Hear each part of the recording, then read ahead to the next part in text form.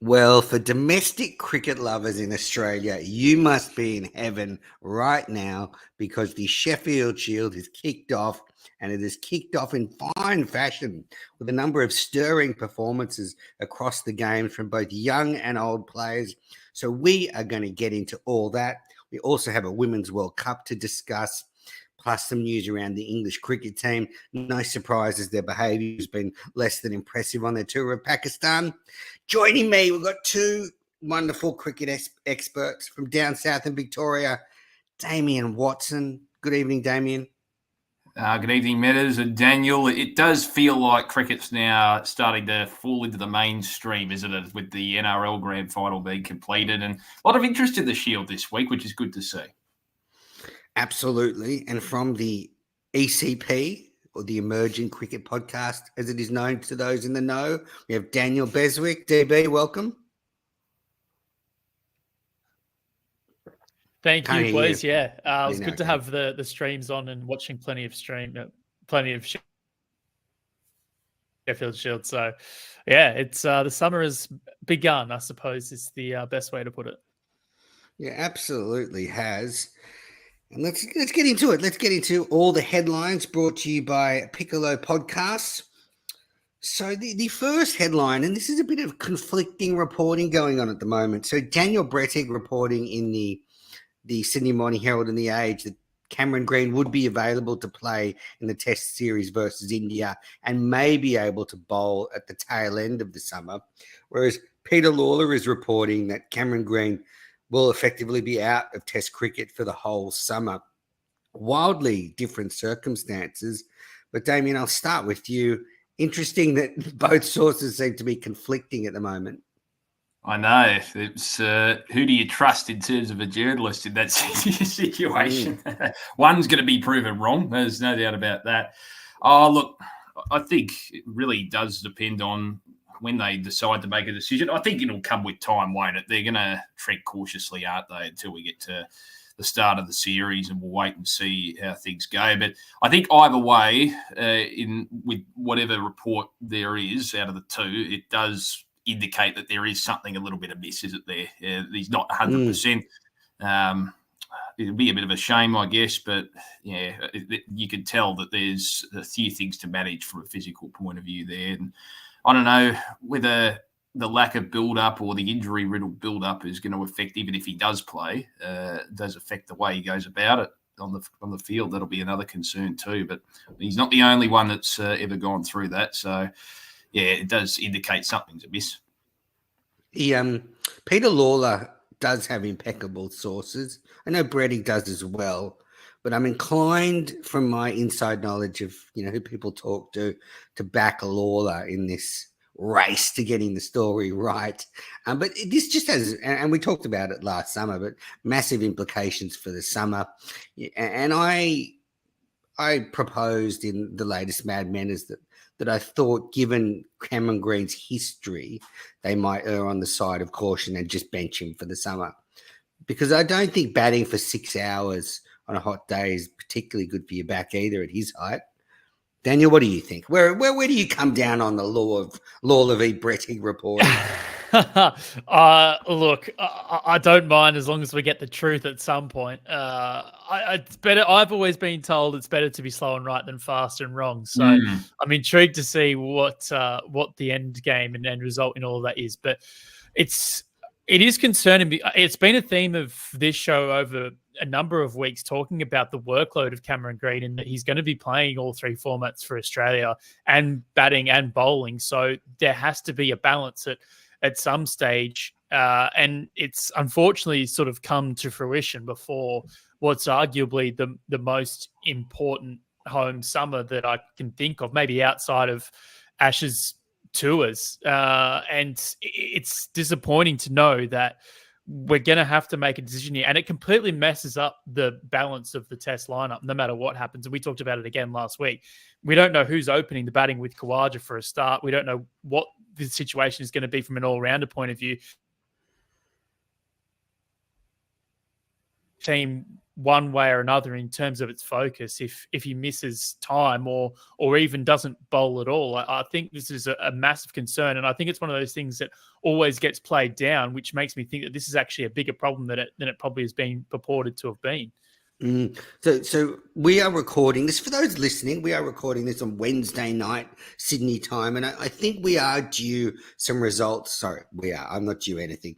There will be publicized results from Green Scan in the next day or two. And so we'll know the status of his back injury.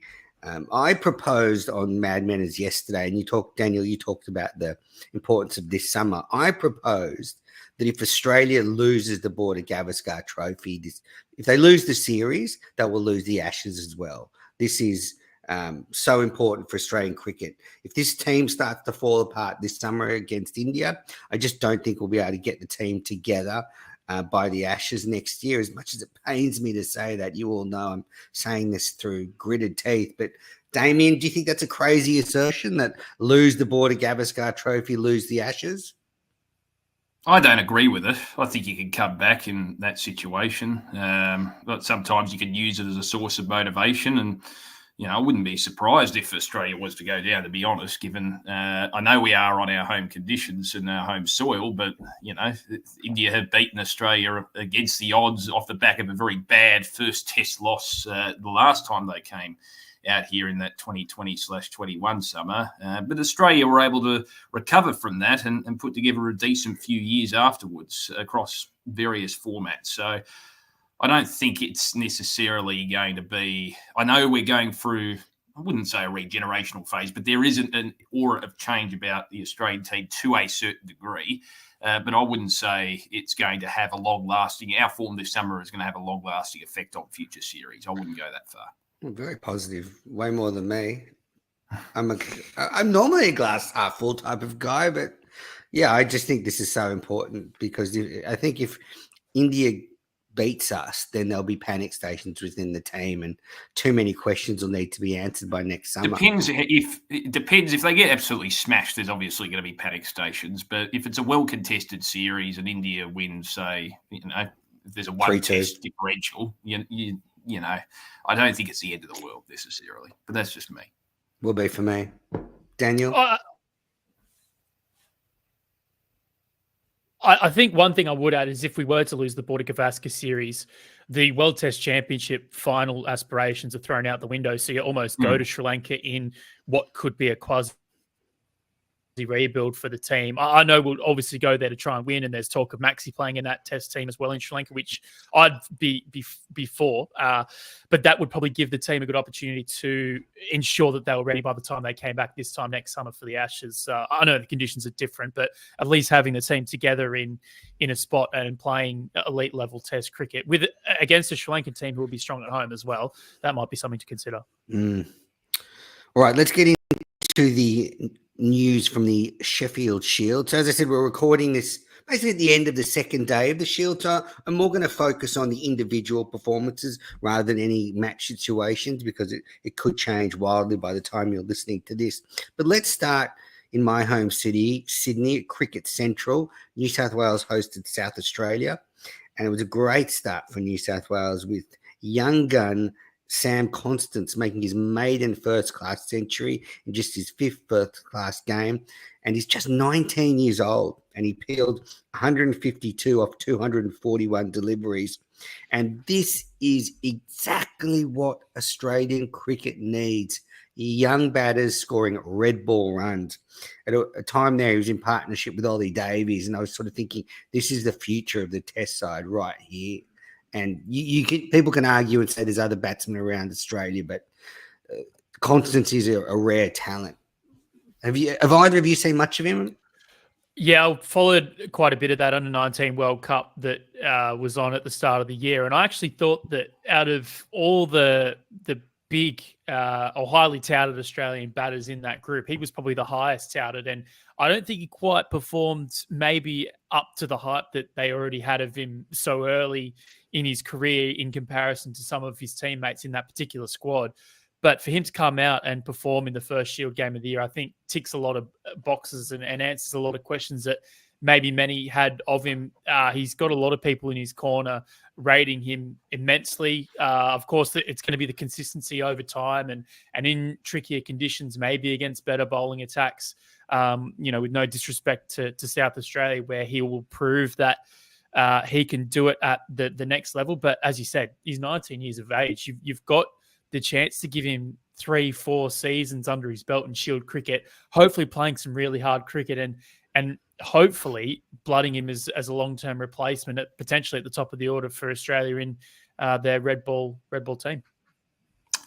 And you make a salient point, Daniel, as well in regards to consistency going forward until we make, in my view, a proper judgment of what he's capable of. Having said that, it's very, very encouraging that a 19-year-old can go on with it after reaching the triple figures. Sometimes you get a little bit excited, youthful exuberance, and you lose focus and lose your wicket, or you're like, well, I've reached the 100, I can play freely here, and then you lose your rhythm a little bit. But he continued on, and he did it in such a disciplined way as well. 152 off 241 deliveries. It's not ridiculously slow going, but it was disciplined in the way that you want out of a red ball innings of that caliber. It was also a classical innings, as you say, Damien. He took a while to get into his groove, and then he accelerated the scoring rate as his score increased. And that's a great model for playing. And I know in this modern age, it's all go out and crash, bang, wallop, but there is merit to playing yourself in, getting to know the conditions, and then taking a toll of tired bowlers. I think he was a superb looking stroke player. I mean, he's a pleasing player to the eye, elegant, I would say. And just good to watch. So it was fine innings, very fine innings. He was also, indeed. Now, Josh Philippe also made 56 in his first class debut for New South Wales. So good start for him. With the ball, Lloyd Pope took 3 for 69.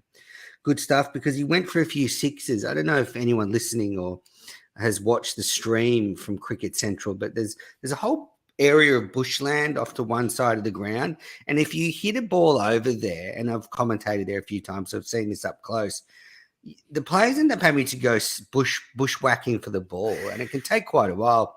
On the second day, there was a few big gaps when Alex Carey hit the ball into the grass. But I'm concerned because that is snake country. That is black snake country. We've seen them actually not at that ground, but at grounds near there where Blacktown.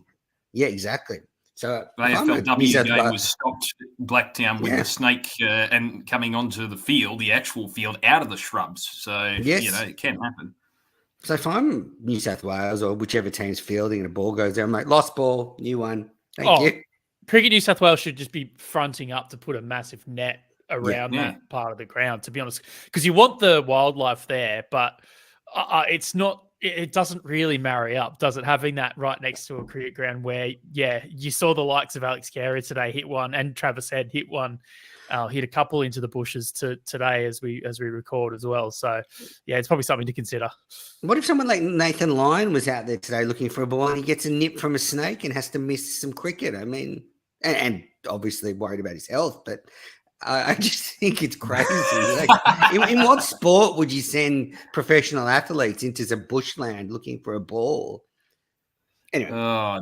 It's bizarre, isn't it? I remember when they had the hub in Adelaide, it was next to the railway line, and there were a couple of times where it went over the fence into the railway line. Obviously, no one went out there to try and retrieve it, but it's a unique facet sometimes when you play at those sorts of grounds. But surely they put a big wall of netting or something to prevent that from happening, because I noticed Daniel got a fair bit of Twitter traffic tonight with his. I said there was something very comforting in watching Australia's best finger spinner of all time going out and fetching a ball like all of us would on a Saturday. And then a couple of retorts were exactly your points, boys, about the wildlife that would potentially be in there. And to be honest, I think they're quite right as well. So it's definitely something to think about for Cricket New South Wales. Imagine having that on your hit sheet at the end of the season, or the ambulance bills from having to call someone in and insurance, get the venom out of Nathan Lyon's leg from a snake bite. I am obsessed with watching snake catching videos on Facebook. So there could be some business for a snake catcher if you send him out there, clear the area. All right, continuing on with the Sheffield Shield match. So there were the highlights from New South Wales' first innings. Then we turned the page to South Australia's first innings, and they started off pretty slowly. But then Alex Carey came in when the side was in trouble and smashed 90 off 85 balls. Now we'll get to Josh Inglis's innings a bit later, but for a bit of context, yesterday, the day before Carey's innings, Inglis had laid down a significant marker, coming in when his side was in trouble and smashing 122. Carey came in when his side was in trouble. And I don't think he's under immense pressure, but I think this was the sort of innings that selectors would love because they want him to bat like a wicket keeper, which is counter-attacking and keep the runs flowing. Yes, Daniel. I've got a sudden hot take here. Go for With it. Green potentially out, do we play one of them as a batter and do we stick with 4 bowlers in the Border Gavaskar series? We're probably struggling to find a batter in this part of the lineup. I know Aaron Hardy's been talked about as well, but I don't know. It's just a sort of a light bulb moment that I had with you talking Wasn't a about good one. it there, Menace. Wasn't a good one, Daniel. Okay, all right. Well, like it's not that. I mean, what else have we got? Now, there's no bad suggestions on the Cricket Unfiltered podcast. Honestly, like it's just a wave of thought. If they're both informed, do you just go, oh, let's pick both of them? And I don't know who you'd rather have. Well, Inglis has played as a batter in a couple of T20 internationals when Wade was there, so there is precedent for it. I do think they will lean towards an Aaron Hardy in that situation, just because, as I've said many times, they are petrified that this Indian batting lineup is going to run our bowlers ragged. Yeah, I think I agree. I definitely think after, when it's all sort of considered, that's probably the direction they'll go. But I don't know.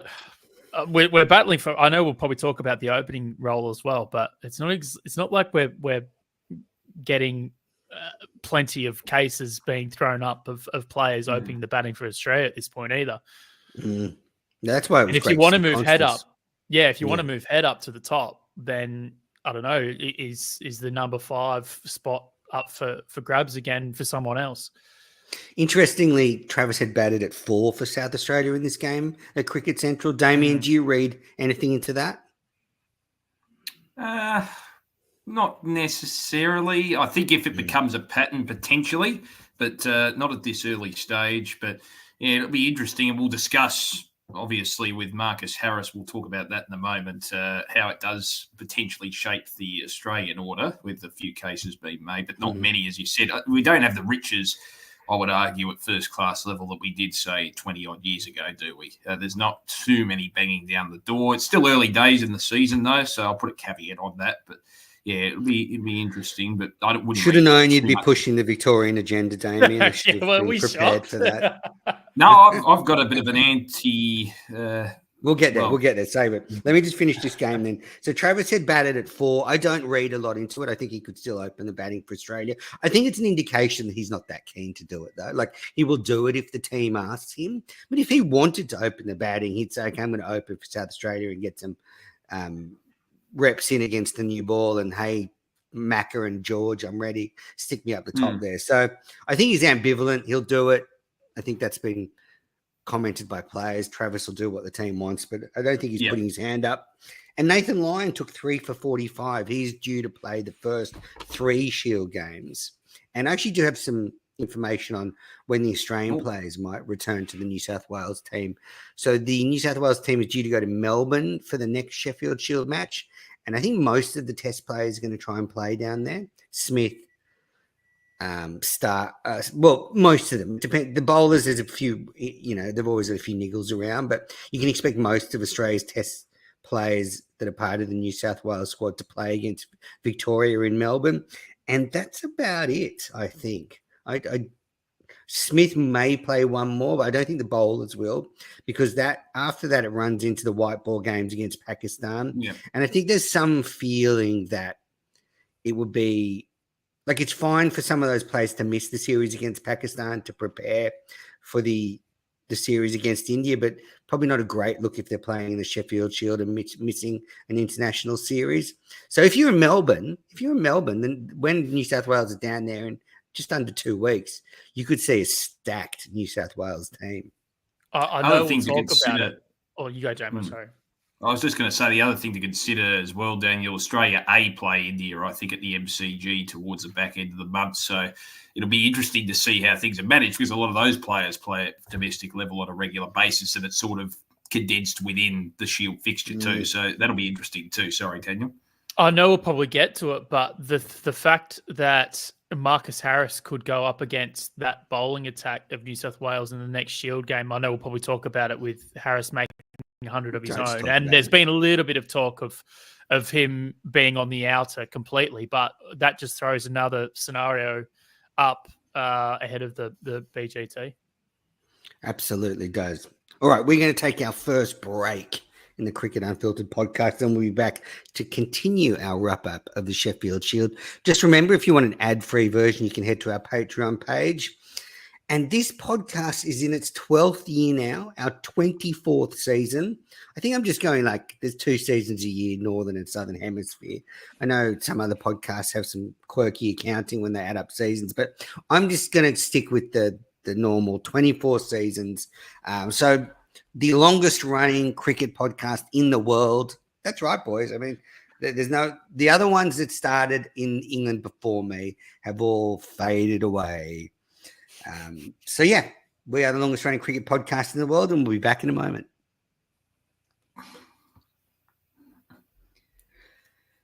You're listening to the Cricket Unfiltered podcast. I'm Menners. I'm with Damien and Daniel. It's season 24, and let's get into the next Sheffield Shield match down in Victoria, near where Damien's coming to us from, and we've talked about him a lot. But Victoria hosting Tasmania.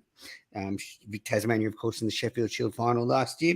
Marcus Harris peeled off 143 off 178, and he made comments before the season that he's been basically told he has to bash the door down now. Just keep scoring a mountain of runs, and then we'll consider you. And boy, did he do it. I guess the naysayers will say he did it at the Junction Oval, where he seems to score runs for fun. Damien, as a blue bagger yourself, dark blue bagger, thoughts? No, I'd like to consider myself objective, and I would still say I think the New South Wales match, and I can see the eye roll there, Menace. No, I would still say he still has a little bit to prove in my view.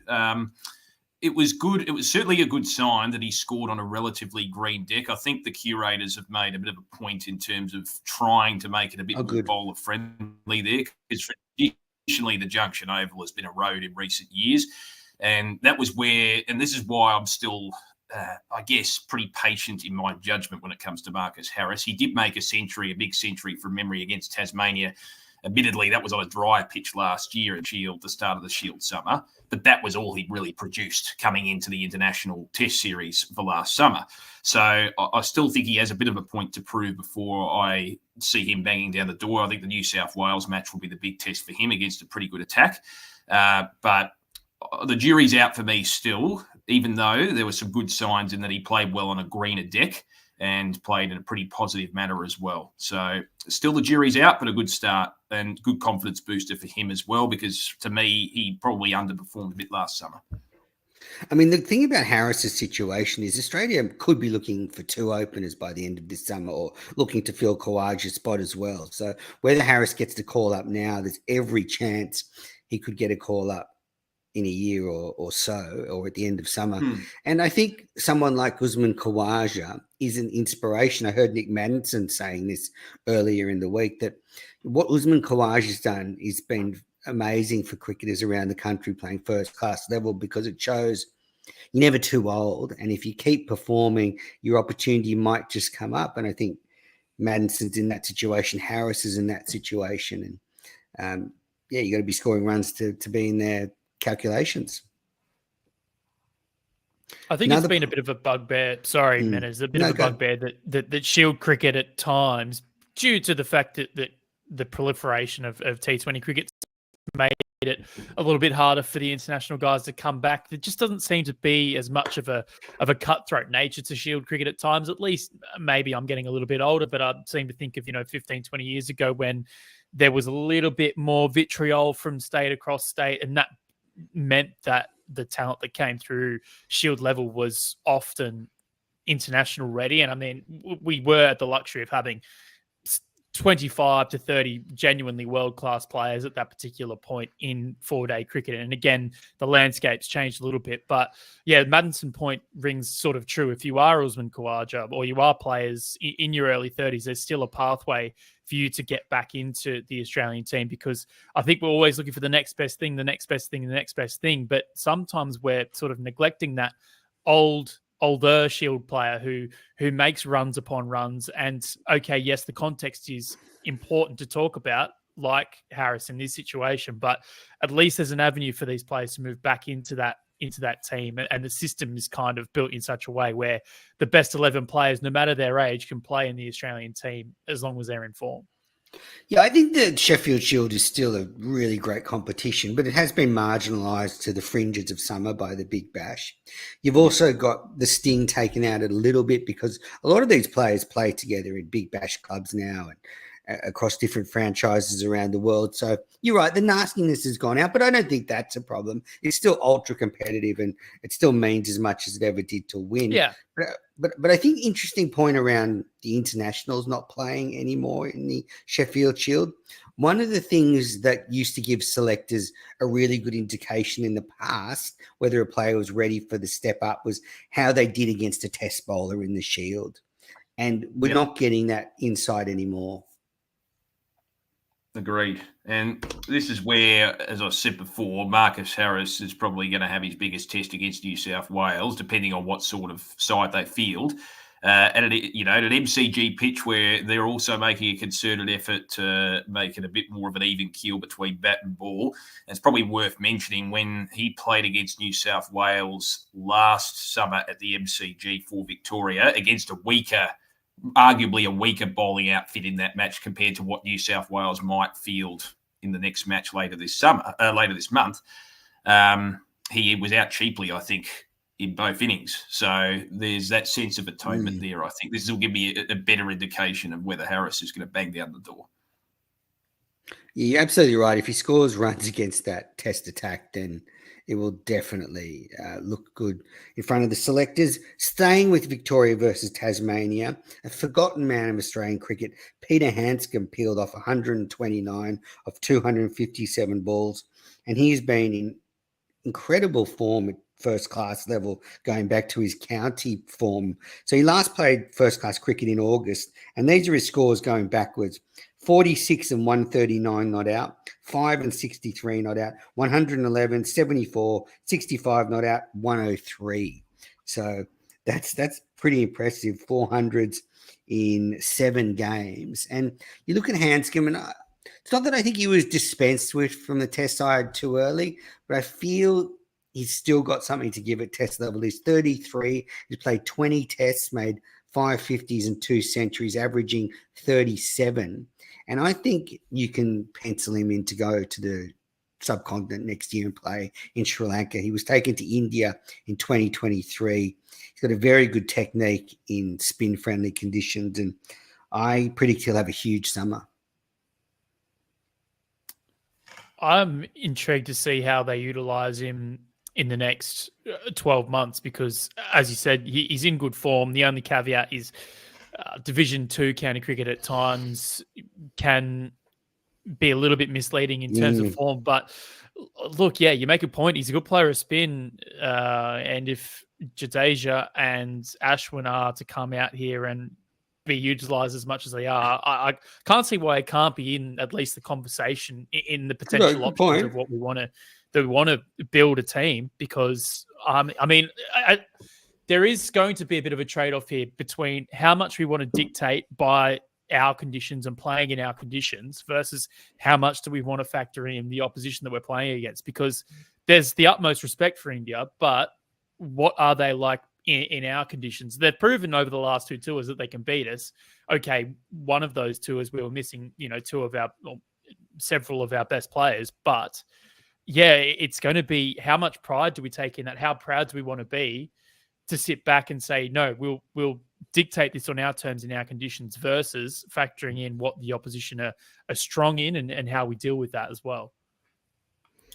Well, what I like about Peter Handscomb, is also he's a very key pillar in a partnership. He's very composed. I think he's very good at setting a tone.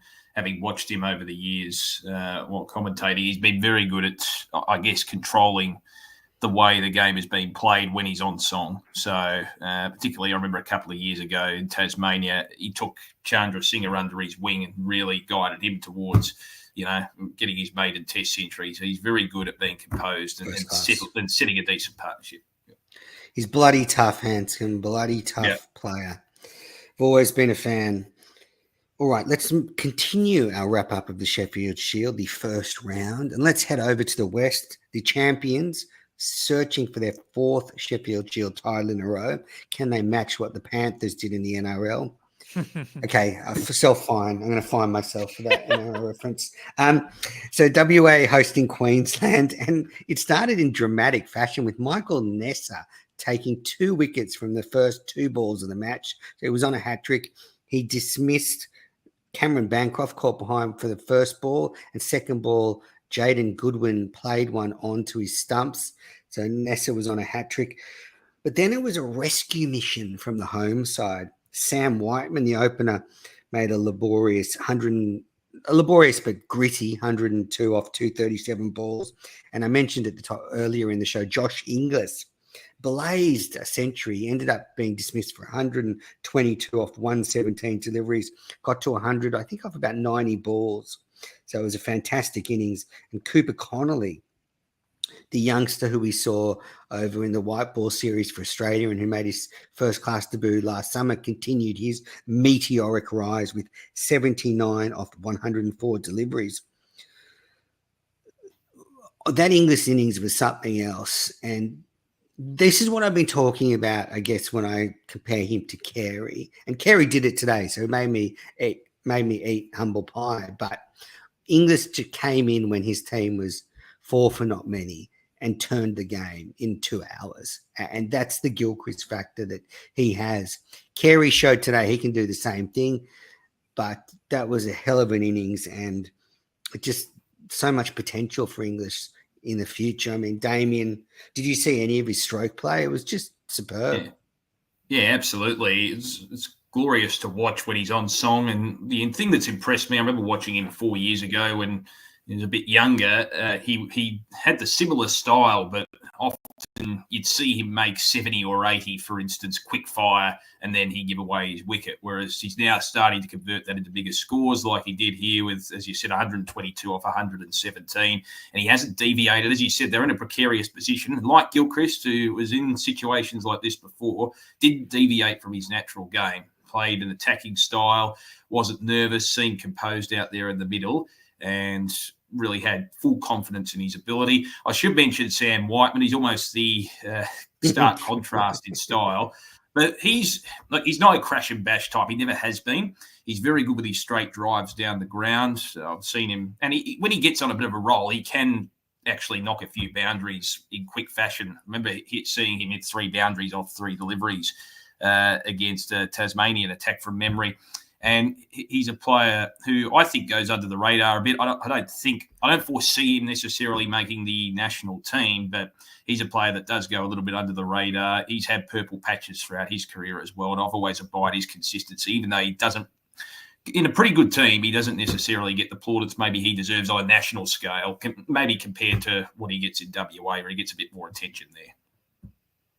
He's been a big part of their success across the Sheffield Shield, that's for sure. 32, probably not quite. I would say in national calculations, 32 with a first-class average of 37. But certainly, if you wanted a sort of steady opener at the top of the order, he'd be a man. We could do worse. We could do Absolutely. a lot worse. So I didn't mention at the top, Travis Head failed in his innings for South Australia at Cricket Central. He made 30 or 40 pretty quickly and then got out. Mitch Marsh also failed for WA, so he was in for the 3rd ball. He was batting at 4. And it just makes me, looking at the way he was batting in the Sheffield Shield, it just kind of reminds me about Mitch Marsh that he's less of a batter and more a hitter. He's sort of, even in defense, he sort of hits the ball. He's soft hands isn't his strong point. And unfortunately, I'm still sticking with my prediction. Mitch Marsh won't be in the test side by the end of this summer. I'm just going to let the audience take that in because it's still a pretty big. It's still a hot take. It's a fair take though.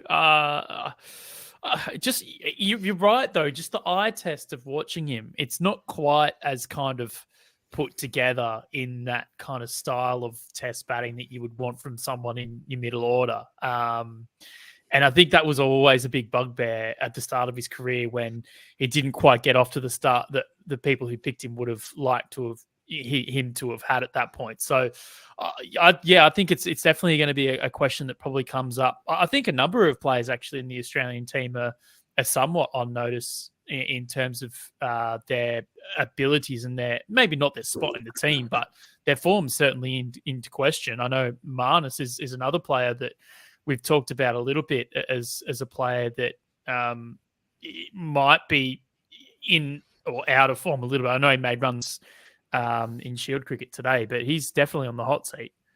I wouldn't think Marnus is in the hot seat.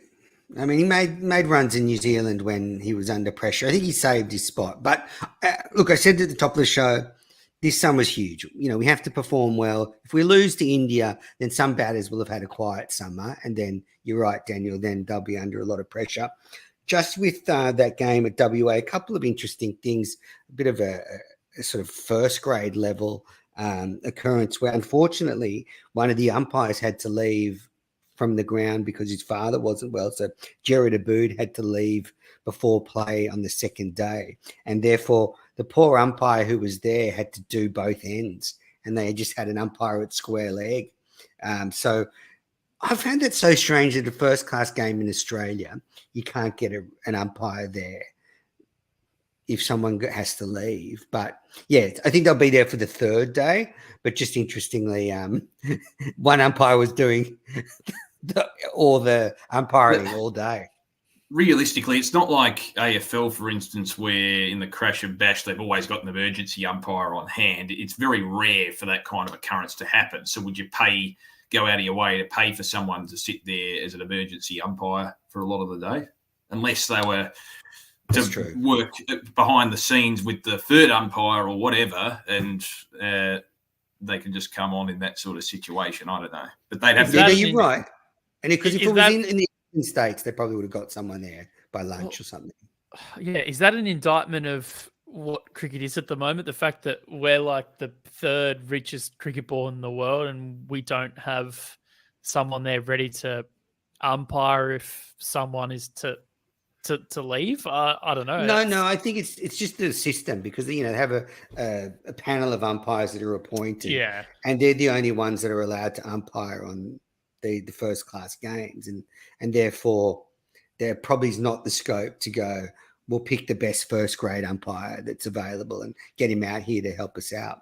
Anyway, the other odd thing was Marnus Labuschagne bowled in the afternoon of the first day. He's bowling his medium paces and he was bowling bounces and bowling to a leg side field. But the strangest feel that he had was he put someone not behind the umpire at the bowler's end, but where the bowler would start his run up. So he had a fielder at straight, just off to one side. So Marnus was starting his run up in front of this fielder. And I was thinking, shouldn't the batter have said, hey, that guy's in my way? Like you can't have a fielder just behind where you're going to release the ball. But yeah, and this, Marnus is his first season as Queensland captain. It made me excited for what he could do as national captain because I love this kind of craziness. I've tossed and turned on this. I don't think he was doing it from a strategic standpoint to enhance his team's chances or to better his team. I think he was just out there being a bit of a menace. And I know, come on, I don't know. I can't say I'm a big fan of it. The way that he kind of, I think it was Tom Straker, actually, the under-19 World Cup winner with Australia. He was there. He sort of tugged him and pulled him into a spot. Yeah, that was the in that exact position. That was that just the act of that I just found a little bit strange, to be perfectly honest.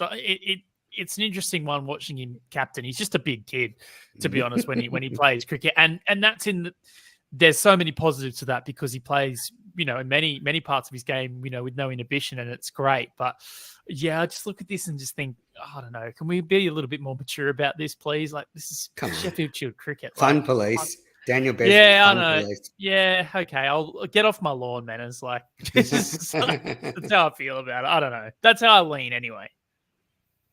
Capelli wouldn't have been happy either, I reckon, because he's always been, team first, all about the team. Don't treat the competition as a mockery. Well, a couple of things. Firstly, I do not think he should be grabbing players at all to move them into position. Yeah, I totally agree with you. It was not egregious, and it wasn't anything. But no. I just don't think that is just never grab a player in any circumstance, unless you give him a hug because they took a wicket or scored 100. You don't grab a youngster and pull him into position. And the other thing is, I think it was more of that kind of Inglis and Whiteman were just careering along at that stage. And I think Marnus was just trying to upset the apple cart by doing something that threw them out of their rhythm. And I like that inventiveness. I like that left field thinking. I remember Michael Clark and Mark Taylor were two very good captains at reading when you could just switch things up to maybe change the momentum of the game. And, sometimes cricket captains like Daniel, I can imagine he's like this if he ever captains a side. You put blinkers on and you just think it can only be done one way. But I didn't mind him trying something. Yeah, that's fair. I just think what he was trying, I mean, he should be fielding in that spot off his own bowling anyway. So it's not as if that fielder there's enhancing what you've actually got in the field. It just looks like he's clearly trying to distract the player at the other end. In my opinion. Good on him. Yeah, Dizzy Gillespie used to run in waving his arms to distract the batter. Beswick would have not have been happy with that. He would have been like, no ball, fine. Gillespie out of the game, in shame, enjoying himself too much. Shoaib Akhtar used to do it with the little wings, remember? All right. Well, that is all the action from the Sheffield Shield. So it's underway. And I think overall, if I sort of look at it, the totality, I think we had some performances from some young players that are emerging, and we had a few old heads continue to prove why they're, been in and around that Australian team for a long time. So let's see what happens as this season continues. All right. Final break on Cricket Unfiltered. Then we're back with the World Cup, some pommy bashing. It should just be a segment, pommy bashing, and can't let it go. You are listening to the Cricket Unfiltered podcast. I'm Menas, and with Daniel and Damien. It's Wednesday, the 9th of October, and Australian cricket is underway with domestic action. But let's head across to the UAE because Australia has begun its not World Cup defence, because Alyssa Healy does not like it when that term is used. So it's an attempt at winning 4 in a row, is it, or 5 in a row? 4 in a row. They lost. So they've won their first 2 games, Australia. They beat Sri Lanka in the first game. Sri Lanka made 7 for 93. Australia 4 for 95 in 14.4 overs. Beth Mooney 43 not out. Megan Shute 3 for 12. And then in game 2, which was played overnight, New Zealand absolutely New Zealand didn't do anything. Australia absolutely pasted New Zealand. And it was a shellacking. And considering New Zealand had beaten India early in the tournament, this is a great result for Australia. Australia made 8 for 148 and New Zealand were all out for 88. Megan Shute took 3 for 3. So as I said, New Zealand did nothing. And, I think just good start from Australia. I mean, looks good to me. Any hot, Daniel, you've been covering this. Any insights? I think it's just going to come down to an Australian-England final, and it's basically a flip of a coin to almost decide the winner. I think England and the spin talent in UAE, I think, will give Australia their biggest test. I just don't think anyone else will really come close up until that point. Australia weren't at their best against Sri Lanka. I think they'll be the first to admit that, but they ended up cruising that chase. They sort of ironed out the little parts of their game that they needed to iron out. And then the India-New Zealand fixture was probably the other one to talk about. And I watched it back again because that game was in the middle of the night. And I think it was just more India played poorly in that game than New Zealand played well in that particular win. And I think that second result, New Zealand getting touched up by Australia, probably shows you the golfing class between the two sides. And again, it just kind of just leads to the point that I think maybe South Africa might be in the conversation, but I just think this is just going and being destined towards an England-Australia final. Yeah, it seems that way, doesn't it? And you have a look at the way Australia went about it. And this is, you mentioned that golfing class. So I had to listen to a couple of player interviews after the Sri Lanka game, even though, as you mentioned, it was, the scorecard suggests it was a pretty comfortable win. There were certain things to iron out, and I got the sense they weren't very satisfied with their performance against Sri Lanka, particularly in relation to their fielding. I think that was touched upon by a couple of players and something they needed to improve upon. So the fact that they're never satisfied, they're always looking to improve, that's the benchmark and the hallmark of that Australian team. So, yeah, good start. You hope they wouldn't get complacent. I don't expect them to. Perhaps New Zealand got a touch complacent the way they went about it. Not that they would ever underestimate Australia, but they got a bit of a taste of their own medicine and probably a bit of a taste of reality as well. So, yeah, is it getting the coverage, Daniel and Menners, that you think it deserves at the moment? Obviously, this was always going to be, we've seen the men's T20 World Cup covered on Amazon Prime. It is in the middle of the night, like the men's T20 World Cup, which doesn't help. Is it getting the coverage it deserves, do you think? Well, I'm doing reels and articles for like 12 hours a day, so I hope people are finding them on the ITC channels.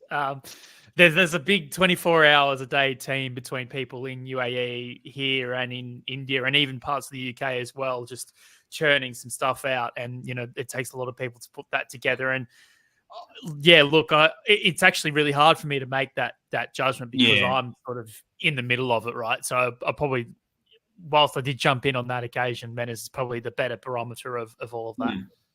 Fair enough.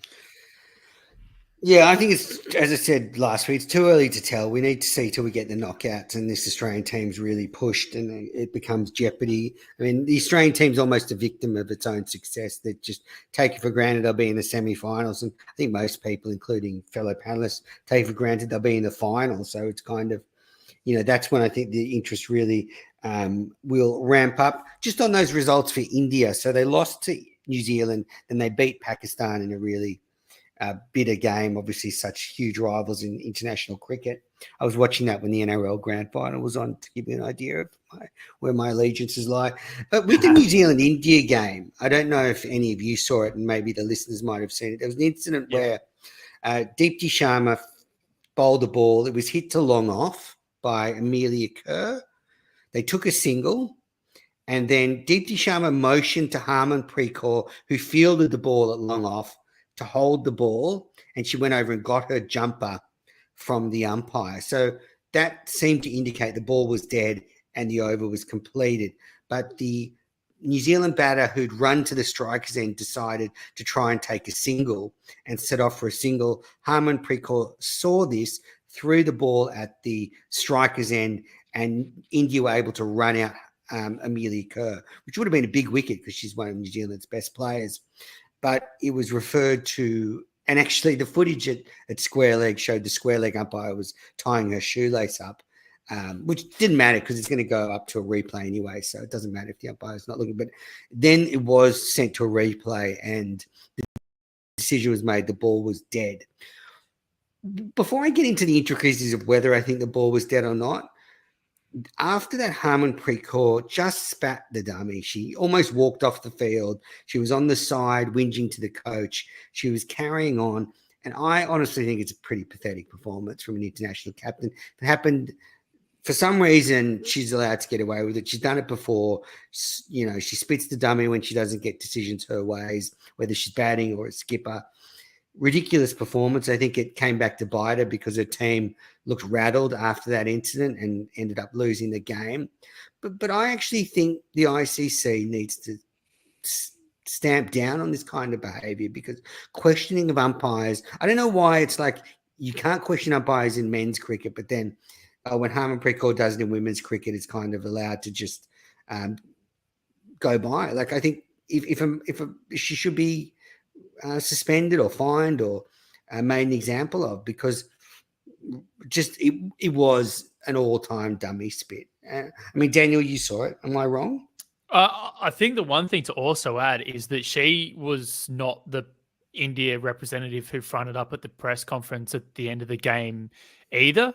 Jemima Rodriguez was sent out to do that. And I think if you have such a bold statement or make such a bold take on the field and you're the captain and your side loses, I know it's not necessarily compulsory, but I think if you have that responsibility, I think it should probably be you that actually fronts up and explains it to the press afterwards. I think you'd be not doing your due diligence if you don't do that. I found that probably the hardest thing, because there's got to be a level of culpability. That implies to me that there isn't that level of culpability in what went on. You know, to my knowledge, the over was called by the umpire at the non-striker's end.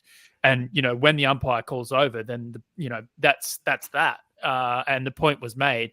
And But not even that, Daniel. Not even that. Not even the umpire. Her own player, the bowler, told her to keep the ball, which indicates the ball's dead. And that was my next point. Harmanpreet's 50 yards away. So you would take the teammates' sort of gesture as gospel in that situation.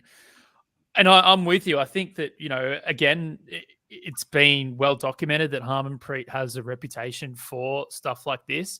And it just got buried under the carpet a little bit. There wasn't really a statement or a press release that came out after in regards to demerit points or a player being found guilty of it, whether or not they actually deemed her actions to be dissent or, in breach of the code of conduct. I'm not 100% sure, but yeah, I just don't think it was. If you're gonna do that on the field, then if your team goes on and loses the game and lose pretty badly, it must be said, as the captain, I think you want to be the one to front up. I think you lead by doing, not necessarily by saying all the time. I think that shows great leadership. And they're a team that are kind of desperate for some leadership right now. They lost the Asia Cup final. They're a team of individual, really good, really strong players. But post Mithali Raj, they just don't really seem to have that collective push. And I don't think they pull in the same direction as they once did for Mithali Raj in comparison to Harmanpreet. Yeah, well, maybe they're going, what is it? You go rotten from the head or something? What's that expression? The fish rots from the head. That's it. So just with the Women's World Cup, the way the table stands, in Group A, Australia on top, looking good. And then you've probably got India and New Zealand vying for that second spot. And then in Group B, England looking like they'll make it through to the semi-finals. And then you've probably got the West Indies and South Africa who'll compete for the second spot in Group B. But keep an eye on the Women's World Cup. It's on Amazon Prime. I'm not being paid for that endorsement, but it's been fantastic cricket. Yes, Daniel? Oh, it's worth noting too, India's net run rate is a shambles after that massive loss to New Zealand as well. That's almost another win that they need to get, basically, because they'll probably lose a tiebreaker with a team on the same number of points and wins. Yeah, India will want to beat Australia. Obviously, they'll want to, but that's such a huge game for them. All right, I want to get to this. England are in Pakistan at the moment. And look, I've been pretty vocal in saying that I don't think English journalists have kept this England cricket team to account. But I was overjoyed this week when friend of the show, Michael Atherton, he's not really a friend of the show. I mean, he's not a friend, but he's never been on. But Michael Atherton, who almost put me off cricket with one of his innings at the SCG. Anyway, another story. Michael Atherton pressed Brendan McCullum on the fact that England's fast bowling coach, Jimmy Anderson, decided to stay in Scotland and play golf rather than be in Pakistan to prepare the England bowlers for the Test series against Pakistan. So for context, Pakistan batted first in that match and amassed 556. So at certain stages of that innings, I think having the most experienced fast bowler ever in Test cricket on the sideline might have been handy. But have a listen to the way Atherton goes at Brendan McCullum here. And I really like the way Atherton doesn't let Baz brush it off. You'll hear Baz, try his stupid little jokes about playing golf, but Atherton is not having any of it. With Gus Atkinson making his debut abroad, his first Test match abroad, and Brydon Cast on debut, as you say, it's particularly an experienced attack. But you don't have your bowling coach here. Why? Well, I thought he was going to miss the cut as golf's been poor. I didn't anticipate that he'd be able to make the cut. But look, 2 months ago, you guys were saying that he'd didn't deserve to be a coach just yet. Now it's sort of like we're missing him, and I think that's a great affirmation of how good an impact Jimmy Anderson has made in the short period of time, his transition from player to coach. But if you're saying he's made such an impression as a coach in such a short space of time, obviously his knowledge of reverse swing and the skills that you need to do well here, he's had a particularly good record in the subcontinent, the latter stages of career. Surely, in the week before the first test, that's when you can have most impact. You can still communicate without being face to face. It's not the same as being here, surely. Coaching by WhatsApp. Maybe not. You'll be here, day 2 or whatever it is, and look, I don't have any concerns over it. I think the other aspect is... Is that your decision or his, though? It's a combined decision amongst everyone. Look, Jimmy's just taken to the coaching world. He's made a huge transition from a 20-odd year career into now this new role. He's on as a bowling consultant as well. He's not on a full-time contract, and we'll take what we can get when we can get it. These guys still have to live their lives. As we know, the challenges and demands of international cricket in the calendar mean that you need to be able to go out and enjoy yourself as well. I think if he was at home with his family, I question whether anyone would have any problems with it. But because he's playing golf, there's some uncertainty around it. Well, great job from Atherton there. And the last comment from Baz really got under my skin, because a lot of players take time off from cricket because they have actual family issues and they have actual mental health issues and they need a break. Comparing that to Jimmy going and playing in a celebrity golf tournament, I thought was erroneous from Baz. That's my polite way of saying that. And I think it denigrates what other players are going through when they actually genuinely have burnout and genuinely have mental health problems. So, Baz to say, oh, you wouldn't be saying anything if he was with his family. Guess what? He wasn't with his fucking family. So don't compare the two. Like, you're right. We wouldn't be. If he said one of my kids needs me, we'd be going, yes, be with your family. So just an idiot. And I enjoyed Atherton just going at him. And you just Brendan at the top going, oh, he's not playing very good golf. Like, that fucking matters. Like, you're playing for your country, being paid millions of dollars. Baz is being paid probably millions to coach England. It's not a golf tour. Get your head in the game. If I was an England fan, I would be irate. Anyone want to take this? Damien, you can go first. Yeah, I agree. Look, it depends, I suppose, what they agreed upon when he was appointed, right? So there might have been conditions that has to be taken into account. So okay, but if you're so Damien, you're managing parameters. Yeah, but you're the coach. If my fast bowling coach says, look, I'm not going to be there in the run up to the first test, I'm going, well, I'm going to get another coach.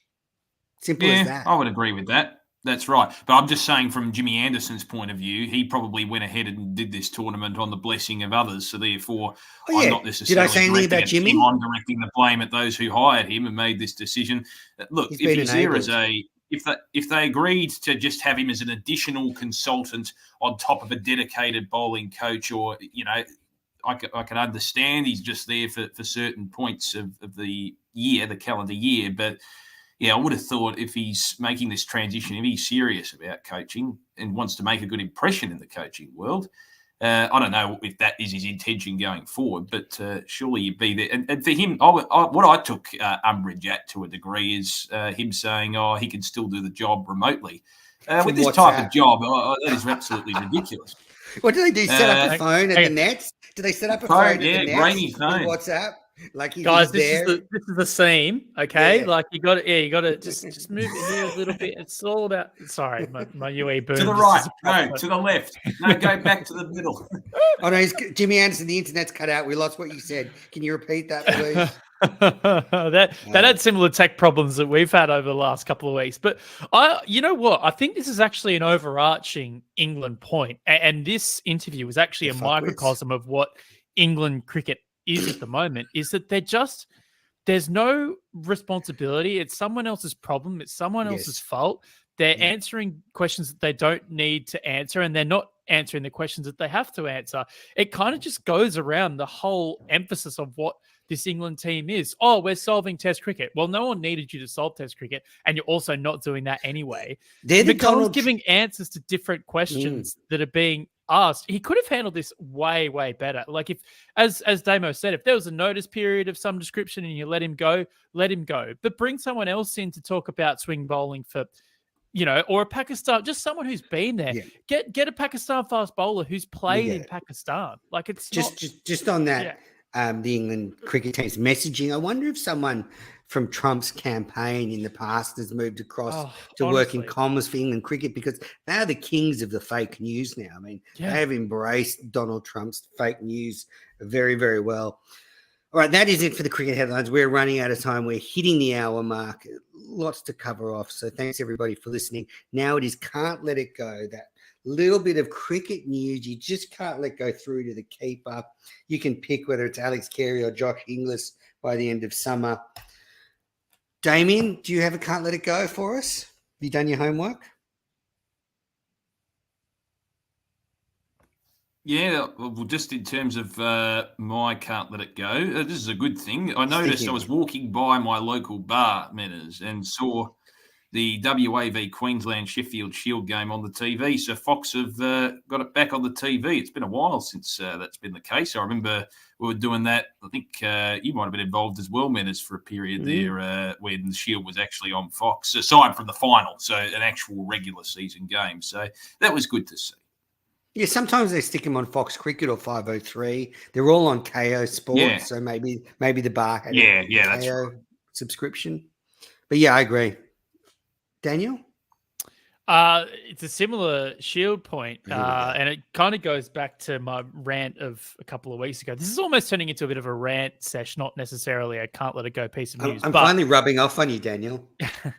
Okay, the Shield kits, they wear white pants and white shirts, but they've got cream jumpers. Both South Australia and New South Wales today. I can't remember if it was across the Shield, but it looks village. It looks real bad. At least go all white or all cream. You can't do a mix of the two. It looks terrible. And, as someone who was big on the look good, feel good, play good mantra, maybe that's why a few of the guys out there aren't playing so well. Maybe it's because they just don't feel good in the kit that they're wearing. I think we've got to be a little bit better as apparel for one of the best first class competitions in the world. We need to be better. I agree. It's a bad look. Unprofessional. All right. Now, my Can't Let It Go is on Friday, the Women's T20 Spring Challenge starts. Now, Damien will remember because we did it. I was mildly critical of this tournament because Victoria and New South Wales insisted on this form of tournament rather than a state-based T20 competition. And it starts this Friday. And in a quirk of fate, I've been asked to commentate on the first two games at North Sydney. So I'll be opening the competition. So I'll be able to get a bird's eye view of the tournament. And that day, Sydney Thunder and the Sydney Sixers are both playing. And I'll be very interested how they get an 11 together, because from the players available I've seen, doesn't add up to 11 in both squads, but that's not saying that won't bring other people in. But I'm really looking forward to seeing how they're able to fill the 11s. But yeah, that starts on Friday. So for those who haven't heard it, it's the 8 WBBL clubs plus the ACT Meteors playing in a sort of 2-week comp. So I'm doing the first two games on Friday, and I'm doing the two semi-finals sort of a week after. But I'll be able to report on the merits of the comp. Yeah, I was going to say, Matt, are you going to discuss the merits of the competition and what you said earlier this year? No, Damien, that didn't happen. I've been going through audio all day, deleting episodes and changing transcripts and, sending emails to head of New South Wales cricket. I know I was totally wrong on this. You guys did a right thing. Changed my tune very, very quickly. No, I'm looking forward to it. So I love commentating on T20 cricket. Haven't done it for a couple of years. So that's my Can't Let It Go. The T20 Spring Challenge kicks off this Friday. And if you're around Sydney, I know there's lots of games, a lot at North Sydney Oval. So wander in, a lot of great players playing, some internationals. So it should be fun. All right, guys, that's it for this week of Cricket Unfiltered. Damien, where can the listeners keep up with you? At Damo_Watts, and I'll be doing a little bit of SEN over the next few weeks as well. Nice. A lot of cricket chat now that footy's over, so that's good. I had Daniel on just before the Australia-Sri Lanka game, actually. So that was good fun, given he was working on that game. Absolutely. There we go. Daniel, where can the listeners get hold of you? DG Beswick 1 across Instagram, Twitter, Carrier Pigeon, etc., and the Emerging Cricket Podcast as well. We're covering Scotland in great depth with the women's T20 going on, and them being the only associate representatives of that tournament. Not the greatest start, and not great for my bold prediction of multiple wins of that tournament, but we keep our fingers crossed. Have I been punted, Damien, from your show after sleeping in that time? I was going to address this because I knew you'd say that. No, you haven't been punted. You'll be on next time. I just thought, given Daniel was working on it, and he was actually working on the coverage itself, and it was a last-minute thing. Too, I'm joking. Daniel's way more. You haven't been punted. You'll be on next time round, man. You'll talk Shield cricket.